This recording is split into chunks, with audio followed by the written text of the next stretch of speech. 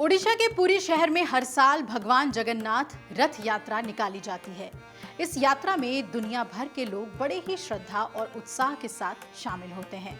भगवान जगन्नाथ अपने भाई बलभद्र और बहन सुभद्रा के साथ अपनी मौसी के घर जाते हैं और इस शुभ अवसर पर न सिर्फ पुरी बल्कि देश विदेश के अन्य कई प्रसिद्ध जगन्नाथ मंदिरों में भी भव्य रथ यात्राओं का आयोजन किया जाता है। रथ यात्रा के दौरान 3 रथ निकाले जाते हैं, जिसमें से 2 रथों पर उनके भाई बहन सवार रहते हैं और एक पर खुद भगवान जगन्नाथ जी विराजमान रहते हैं। रथ यात्रा शुरू होने से पहले तीनों रथों की पूजा की जाती है। कहा जाता है कि सोने के झाड़ू से मंडप और रास्ते की सफाई की जाती है, जिस रास्ते से तीनों रथ निकलेंगे। भगवान जगन्नाथ रथ यात्रा के बारे में अलग अलग कहानियां और उसका एक अलग ही महत्व है। उन्हीं कहानियों में से एक कहानी हम आपको इस वीडियो में बताएंगे। रथ खींचने वाली तीनों रस्सियों के नाम भी बताएंगे और महत्व भी। ओडिशा के पुरी शहर में भगवान जगन्नाथ रथ यात्रा का उत्सव 12 दिनों तक चलता है। भगवान जगन्नाथ अपने भाई बलभद्र और बहन सुभद्रा के साथ विशाल रथों पर सवार होकर पुरी के मुख्य मंदिर से गुंडीचा मंदिर तक जाते हैं। बहुत कम लोगों को ये बात पता है कि भगवान के इन तीनों रथों को खींचने वाली रस्सियों को भी एक नाम से पुकारा जाता है। भगवान जगन्नाथ के 16 पहियों वाले रथ को नंदी घोष कहा जाता है। इस रथ की रस्सी का नाम है शंखाचूड़ा नाड़ी। बलभद्र जी के रथ, जिसमें के 14 पहिए होते हैं, उसे ताल ध्वज कहा जाता है और उसकी रस्सी को बासुकी नाम से जाना जाता है। इसके बाद देवी सुभद्रा का रथ, जिसमें 12 पहिए होते हैं और इसे दर्प दलन कहा जाता है और इसकी रस्सी का नाम है स्वर्णचूड़ा नाड़ी।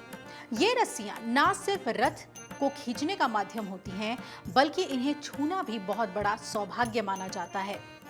अब आइए आपको बताते हैं कि कौन खींच सकता है भगवान का रथ।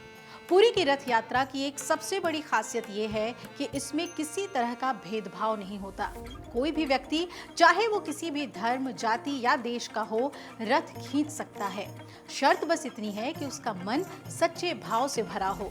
मान्यता है कि रथ की रस्सी खींचने वाला व्यक्ति जीवन और मृत्यु के चक्र से मुक्ति पाकर मोक्ष की ओर बढ़ता है। हालांकि कोई भी एक व्यक्ति ज्यादा देर तक रथ नहीं खींच सकता। ऐसा इसलिए किया जाता है ताकि हर आने वाले श्रद्धालु को ये अवसर मिल सके, और अगर कोई रथ ना भी खींच पाए तो भी चिंता की बात नहीं, क्योंकि इस यात्रा में सच्चे मन से शामिल होना भी हजारों यज्ञों के बराबर पुण्य माना जाता है। अब आइए आपको बताते हैं कि रथों की आप पहचान कैसे कर सकते हैं। रथ यात्रा में भगवान जगन्नाथ, बलभद्र और बहन देवी सुभद्रा के रथों की पहचान उनके रंग और ऊंचाई से की जाती है। बलराम जी के रथ को ताल ध्वज कहते हैं, ये लाल और हरे रंग का होता है। वहीं देवी सुभद्रा के रथ को दर्प दलन या पद्म रथ के नाम से पुकारा जाता है। ये काला या नीला और लाल रंग का होता है। वहीं भगवान जगन्नाथ के रथ को नंदी घोष या गरुड़ ध्वज कहते हैं। ये लाल और पीले रंग का होता है। इस रथ यात्रा की शुरुआत कैसे हुई, इसके बारे में कुछ कथाएं हैं। स्कंद पुराण के मुताबिक एक दिन भगवान जगन्नाथ की बहन सुभद्रा ने नगर देखने की इच्छा जताई। तब जगन्नाथ और बलभद्र ने उन्हें रथ पर बिठाकर नगर भ्रमण करवाया था और इसी दौरान वो अपनी मौसी गुंडीचा के घर गईं और वहां 7 दिन तक तीनों भाई बहन ठहरे। तभी से इस यात्रा की परंपरा शुरू हुई और आज भी यही यात्रा रथों के माध्यम से मंदिर से गुंडीचा मंदिर तक होती है।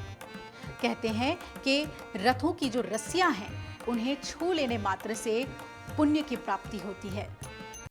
अगर आप ये वीडियो YouTube पर देख रहे हैं तो हमारे चैनल को सब्सक्राइब कर बेल आइकन दबाएं और Facebook पर देख रहे हैं तो हमारे पेज को लाइक करें।